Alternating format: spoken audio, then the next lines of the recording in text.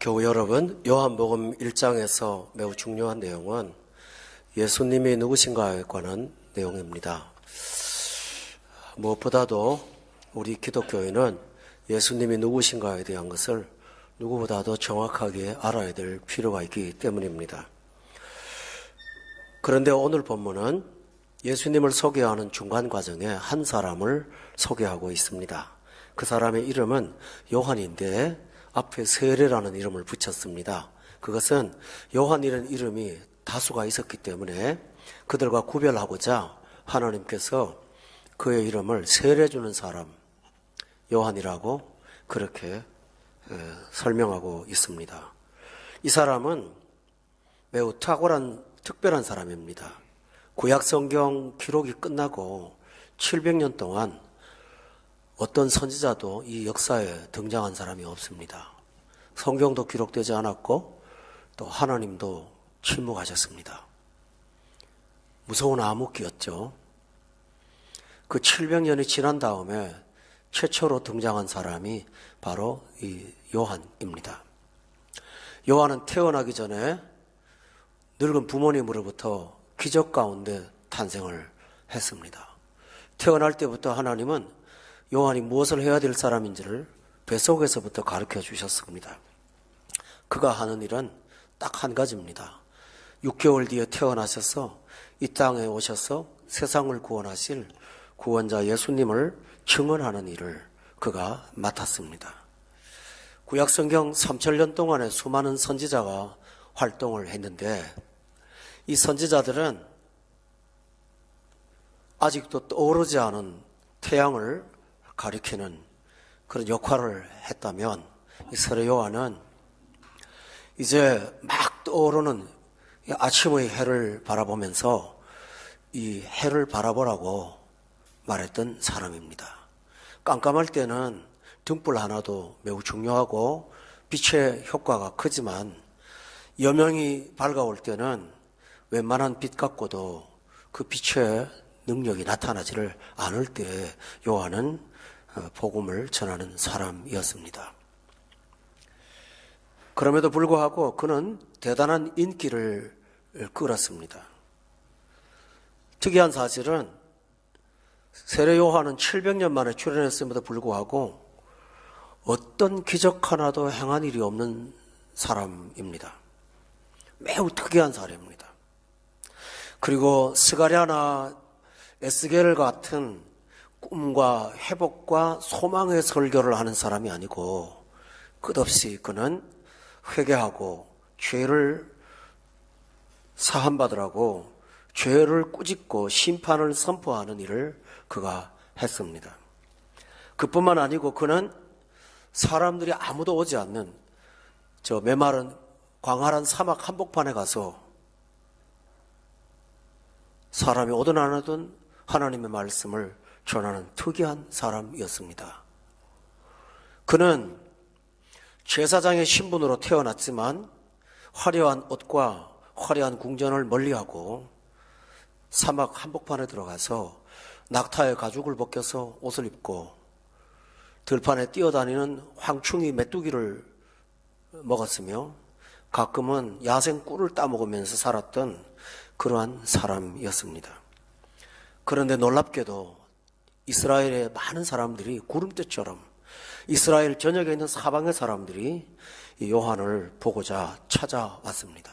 그 까닭은 그 당시에 너무나 부패한 종교인들에게 실망한 사람들에게 이 세례 요한은 청량감을 주는 특별한 존재였기 때문입니다.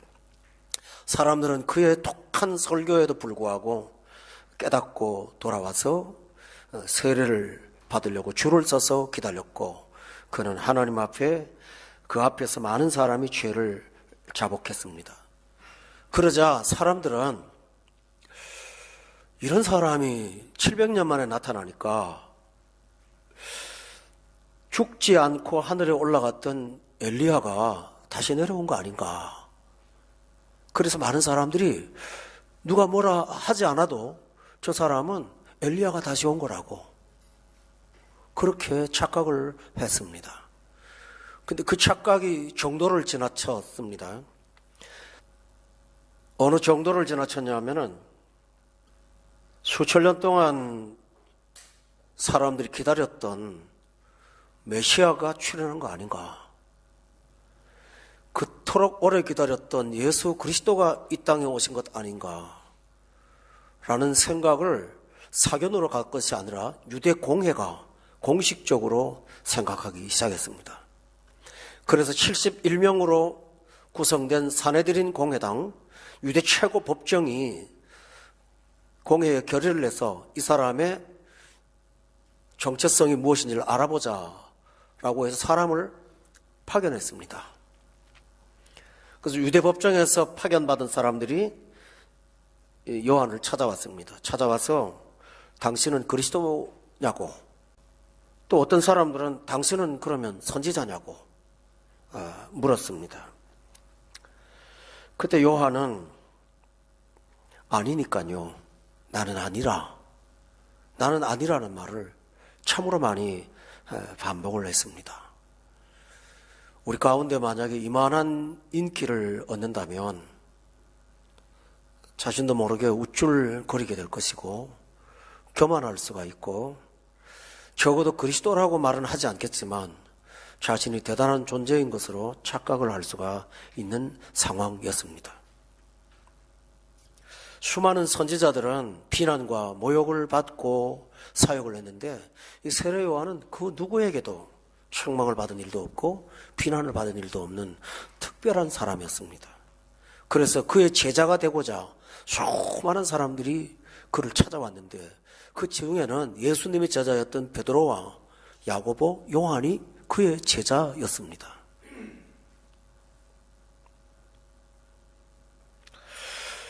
그런데 그는 어느 정도 특별한 사람이냐 하면 하나님도 그를 특별한 사람으로 취급했습니다. 오늘 6절에 보면 그를 일컬어서 하나님께로부터 보내심을 받은 사람이라고 기록되어 있고, 주전 700년경에 이사야 선지자는 700년 후에 이 땅에 엘리야와 같은 성정을 가진 한 사람이 출현해서 광야에서 주의 길을 걷게 할 것이라고 예언했는데 바로 그 예언의 대상이 이 요한이었습니다. 또 한마디를 더 말씀드린다면 예수님은 그 사람을 평가하기를 여자가 낳은 사람 중에 가장 큰 자라고 그렇게 표현했습니다. 그는 어릴 때부터 모태에서부터 성령 충만했습니다. 여러분 주일학교 학생들 그리고 학생들 여러분은 철들기까지를 기다릴까요? 아니요. 탁월한 사람들은 아기 때부터도 성령 충만했습니다. 8살짜리 요시야 왕이 이스라엘의 대개혁을 일으켰고요. 다윗은 불과 15살에 하나님의 백성을 이끌어가는 위대한 지도자로 쓰임을 받았던 사실을 성경은 기록하고 있습니다. 철부지의 오늘날 어린 아들과 전혀 다르다는 사실을 우리는 발견합니다. 마리아조차도, 예수님을 배웠던 마리아조차도 15세 정도의 소녀였다는 사실을 성경은 말합니다. 이것은 오늘날 영혼이 하나님 앞에 쓰임받는다면 얼마든지 귀한 사람이 될 수 있다는 사실을 우리에게 말씀하시는 단정적인 증거입니다. 그러나 그는 굉장히 겸손했습니다. 나는 아니라는 말을 20절도 반복하고 25절도 반복하면서 27절에 보면 나는 주님의 신발끈도 풀기를 감당할 수 없는 연약한 존재라고 자기를 부정했습니다. 어떻게 이렇게 일이 가능할까요? 사람이 겸손하고 이런 일들은 성품으로 되어오는 게 아닙니다. 오해가 없기를 바랍니다. 온순과 온유는 같은 것도 아니고 비슷한 것도 아니고 정반대입니다. 온순한 사람은 고집이 굉장히 강합니다. 싸우지는 않지만 자기를 꺾지 않습니다. 온유한 사람은 성질도 급하고 성격도 대단한 사람입니다. 기업을 운영할 때 혹은 사람들을 대할 때 보면 무서운 호랑이 같습니다. 그럼에도 불구하고 그분들 중에 온유한 사람이 있을 수 있습니다. 요한은 성품으로 겸손한 사람이 아니었습니다. 그는 대단한 사람이었습니다. 그럼에도 불구하고 그는 겸허하고 하나님의 영광을 철저하게 인정하면서 그 빛을 가리는 것을 몹시 싫어했던 사람이었습니다. 그것은 왜 그럴까요? 몇 가지 이유 중에 세 가지가 있습니다. 첫째로는 그가 하나님의 영광을 보았기 때문입니다. 본문 32절에 보면 성령이 비둘기같이 하늘로부터 내려와서 그 위에 머물렀던 것을 요한은 눈으로 보았습니다. 교우 여러분, 그 당시 많은 사람들이 나사렛 동네 한 초라한 청년으로 예수님을 보았을 때 요한은 그에게 나타나는 독생자 아들의 영광을 보았습니다. 오늘 여러분이 믿고 안 믿고 그 차이가 뭘까요? 영광에 눈을 뜬 사람은 믿는 것이고 영광에 눈을 뜨지 못한 사람은 세상에 자기가 최고인 줄로 착각을 합니다. 이 땅에 사는 날 동안 우리 성도들에게 정말 중요한 게 있다면 여러분은 세상 영광이 아니라 주님의 영광을 보는 눈이 떠지기를 바랍니다. 이보다 더 귀한 게 없습니다.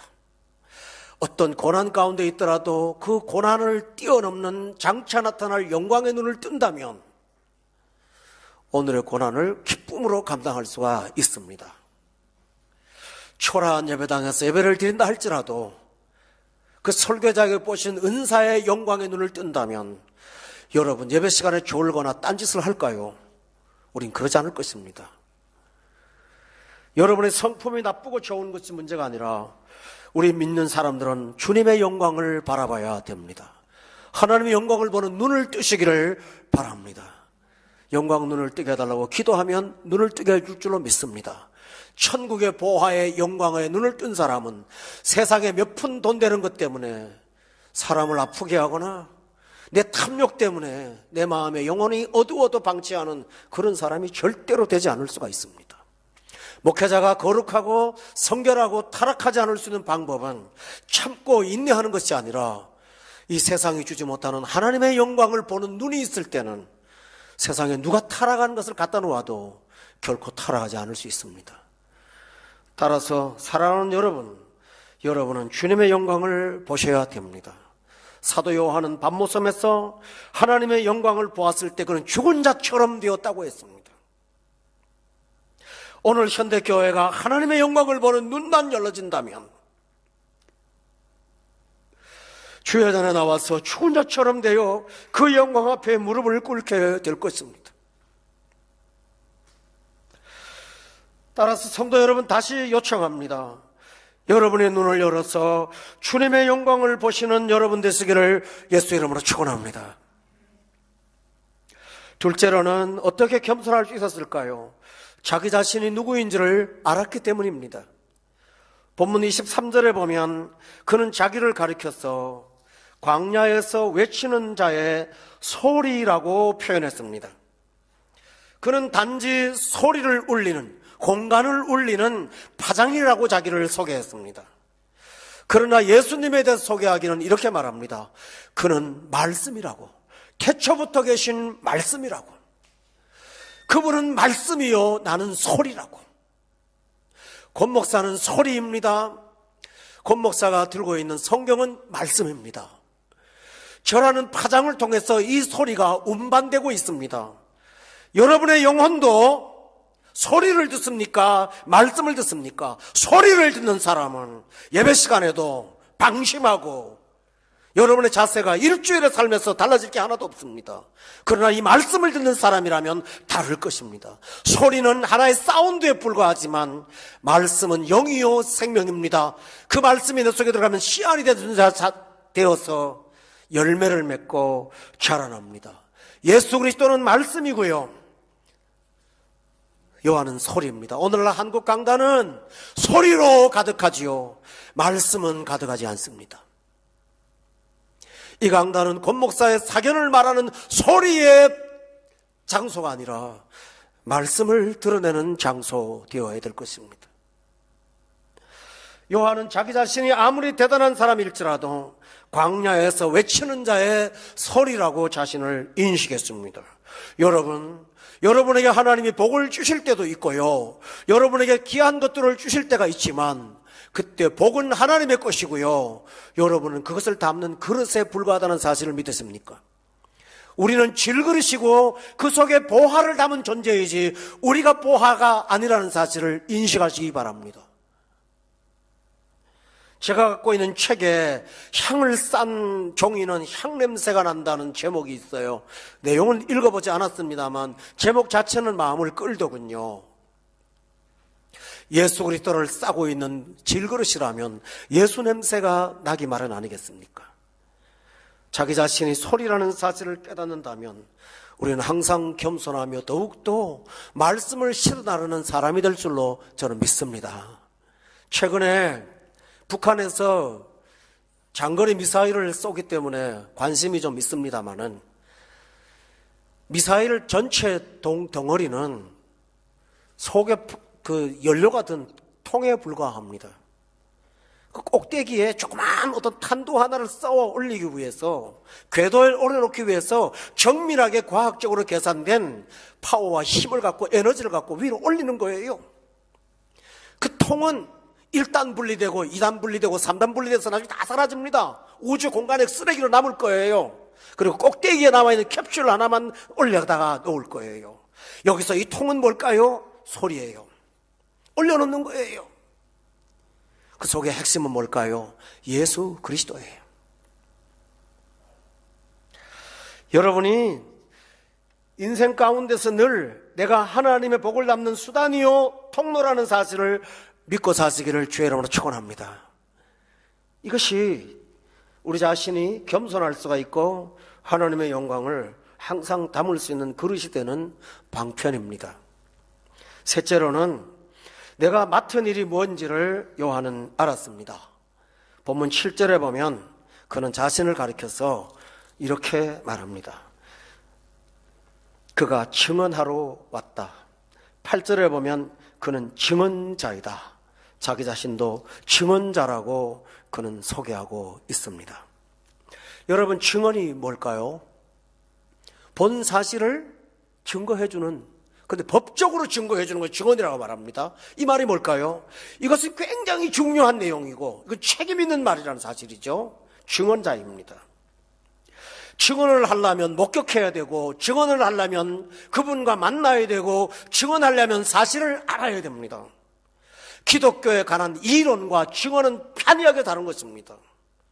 많은 분들이 기독교에 대한 설명과 이론과 개념을 갖고 접근합니다. 그러나 우리는 증언자로 부름을 받았습니다. 여러분은 증언자이십니까? 아니면 이론을 공부하는 학습자이십니까? 여러분 자신을 한번 구분해 보실 수 있기를 바랍니다. 증언자는 목에 칼이 들어와도 그 진실을 말할 수밖에 없습니다. 그러나 이론을 갖고 있는 사람은 다른 견해도 비교해보는 어리석은 사람이 될 수밖에 없습니다. 태양과 촛불을 비교하는 것은 가능 자체가 안 되는 것입니다. 그러나 이론을 빠지는 사람들은 촛불과 태양을 비교하면서 오히려 촛불을 더 좋다고 말합니다. 왠지 압니까? 태양빛에 가까이 가면 눈이 멀어서 볼 수가 없거든요. 그러므로 자기가 맡은 일이 뭔지를 안다면 겸손한 사람이 될 수가 있습니다. 여러분, 우리는 복음을 받아서 각자의 생활 가운데서 복음을 증언하는 사람으로 살아가야 됩니다. 이것이 우리가 하는 일입니다.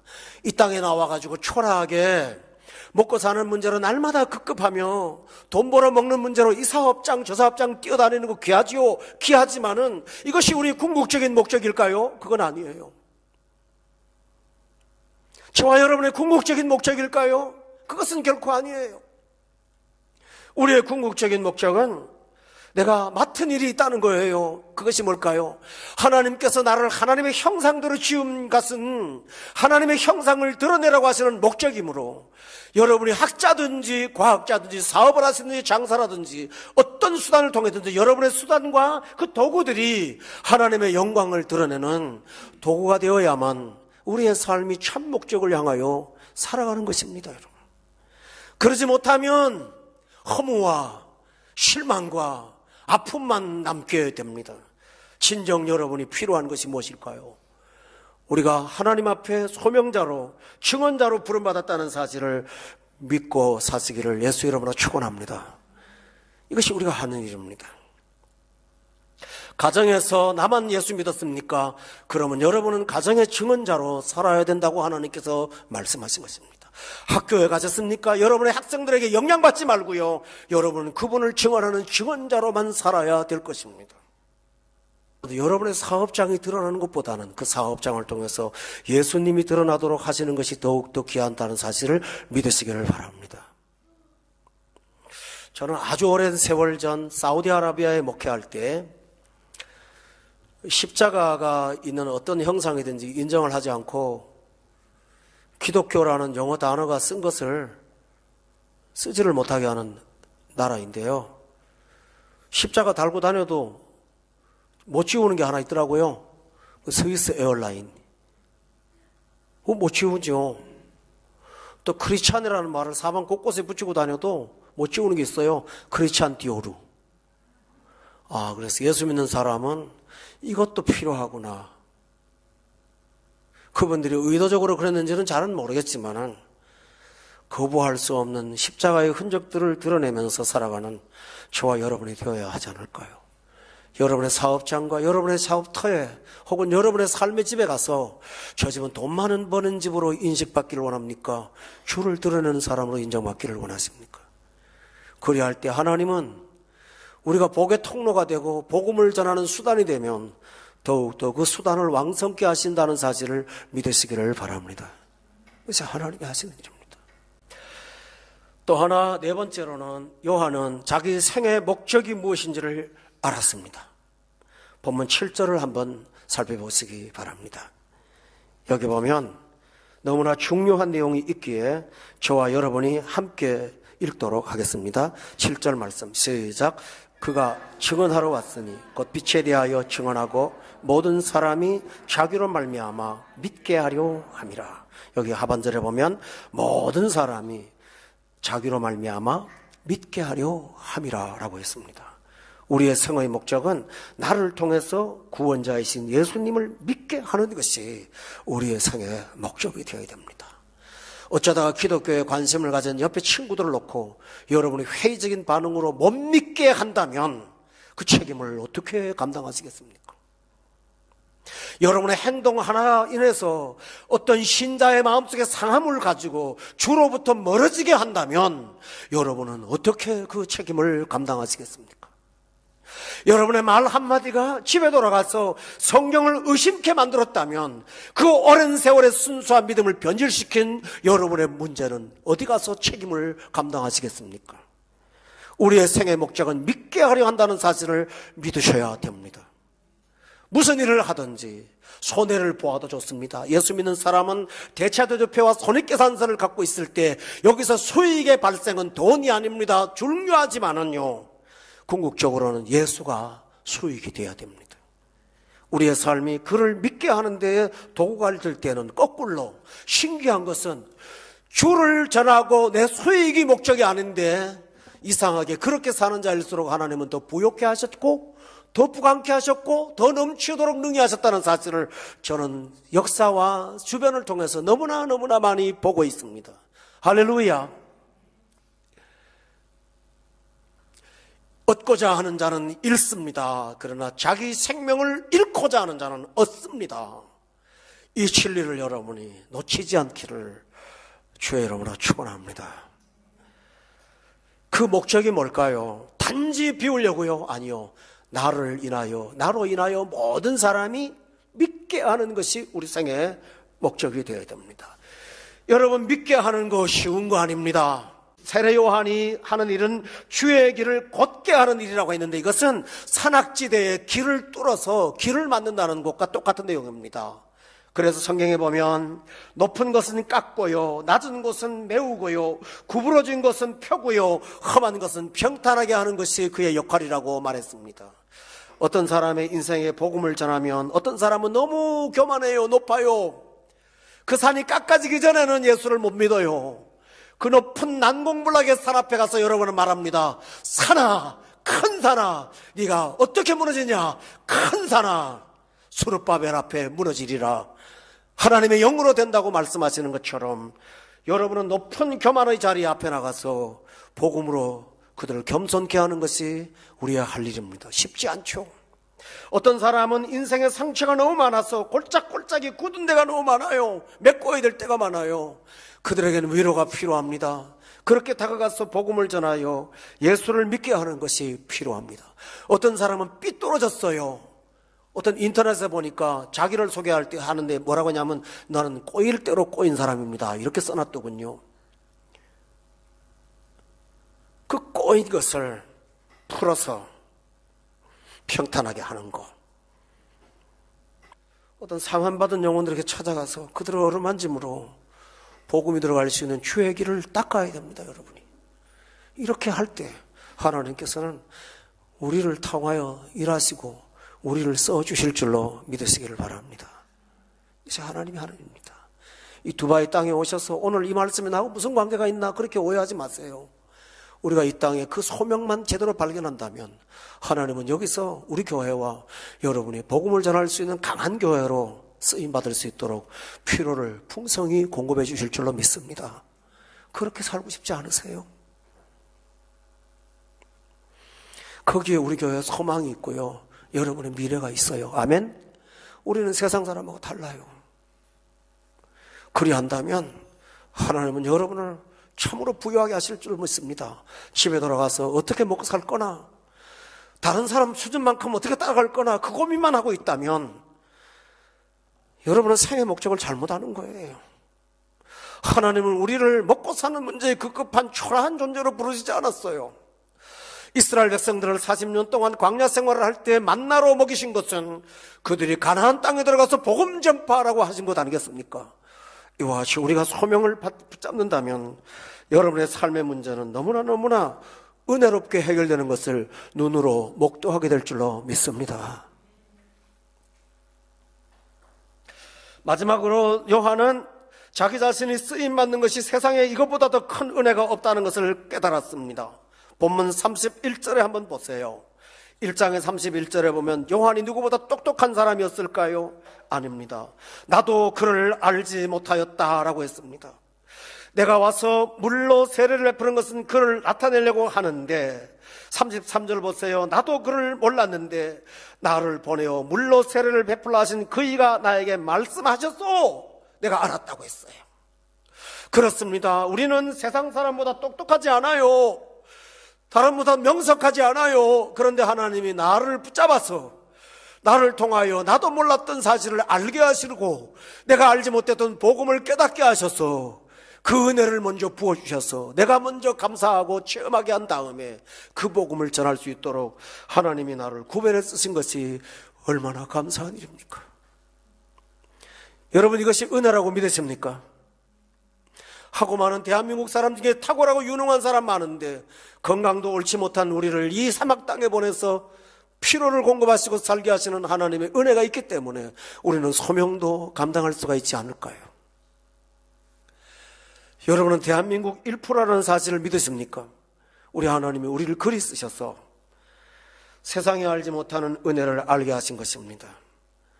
똑같은 세례 요한 앞에 세례 받으려고 줄 서 있는 사람, 초라한 많은 사람들 복판 속에서 요한은 그분이 누군지를 알 수 있도록 하나님이 말씀하셔서 깨닫게 하셨으니 온 세상이 보지 못하는 만왕에 와 계신 구세주를 눈앞에 보면서 그런 이 은혜를 어떻게 전파하지 않고 살 수가 있었겠습니까?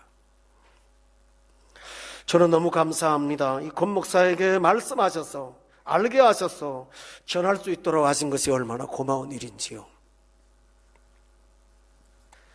우리 교회는 크진 않지만 아름다운 성도들 보내주시고 이 복음 전할 수 있도록 미리 알게 하신, 다른 사람 나도 몰랐던 그 은혜 하나님이 알게 하셔서 전할 수 있게 하신 거 감사하고, 사업장 주신 거 감사하고, 건강 주신 거 감사하고, 이 땅에 여러분을 보내주셔서 공부하게 하신 것을 감사하고 찬양하는 여러분 되기를 바랍니다. 이렇게 하셔서 하나님이 우리를 통해서 일하시겠죠. 아멘이세요? 사우디아라비아에서 우리 영어로 공부한 학생들, 제 어릴 때 가서 초등학교 2학년, 3학년짜리 만났어요. 여러분 애들을. 근데 몇 년 전에 이라크에 전쟁이 일어났을 때 그 아이들이 다 차출돼서 갔더라고요. 군대에 가서 알고 보니까 거기 가서 통역병으로 아랍어도 잘하고 영어도 잘하는 애들이니까 가서 통역을 하는 건데요. 가서 복음을 전하는 거예요. 애들이 가서. 부모들이나 저는 못해요. 제가 아랍어를 제대로 해요. 영어를 제대로 해요. 돈 쓰는 영어나 겨우 하는 사람인데요. 근데 우리 아이들 너무 잘하잖아요. 이렇게 하나님이 외국 공부 꼬부랑 글씨 배워서 특별하게 만든 이유가 어디 있을까요? 여러분 잘 먹고 잘 살라고 하는 걸까요? 네, 맞습니다. 그러나 우리를 그렇게 쓰신 것은 세례 요한처럼 하나님이 기적 가운데 태어나게 하시고, 세례 요한처럼 늙은 부모의 몸을 태어나게 하시고, 세례 요한처럼 제사장의 아들로 태어나게 하신 목적은 그를 통하여 모든 사람이 믿게 하는 것이 생애의 목적이었습니다.